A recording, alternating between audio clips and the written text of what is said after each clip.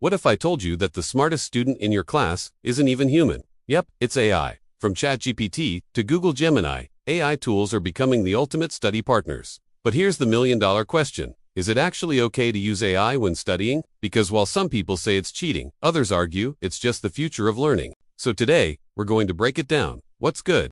What's risky? And how to use AI the right way to actually make you smarter. Part 1. The rise of AI in education. AI has quietly become every student's secret weapon.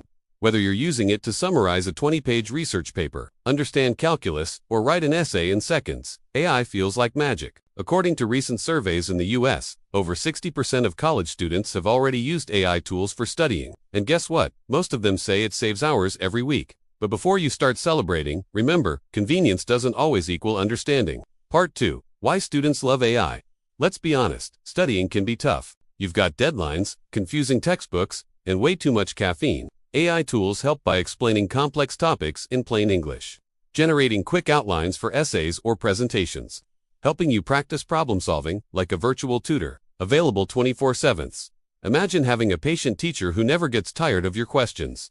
That's AI. But here's the problem. When AI gives you the answer, your brain gets lazy. And lazy learning means you might know the answer but not understand it. Part 3. The dark side of using AI to study. Let's talk about the risks, because they're real. Over-reliance. If you always use AI to solve your homework, you're not learning, you're outsourcing your brain. Inaccuracy. AI tools can make mistakes. They sound confident, but they sometimes give wrong or outdated information. Ethical gray area.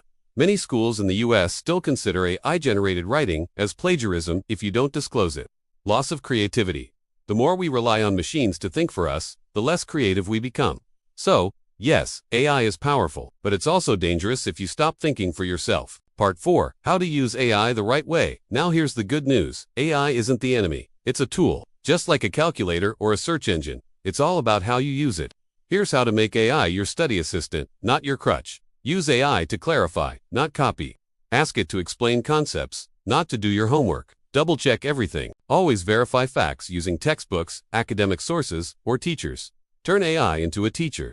Instead of asking, "What's the answer?" ask, "Can you explain why this is the answer?" Practice active learning. After AI helps you understand something, teach it back to a friend, or even to the AI itself. Yes, it actually improves memory retention. AI can supercharge your studying if you treat it as a learning accelerator, not a shortcut. Part 5. AI and the future of education. We're entering an age where AI isn't going away, it's evolving. Soon, classrooms might have built-in AI tutors, personalized lessons, and real-time feedback. That means, instead of banning AI, we should learn to collaborate with it. Just like calculators changed math, AI will change learning. But the students who win will be those who use it responsibly and still think independently. Otro. Siete a las 9:-1. La cero so. Is it okay to use AI when studying?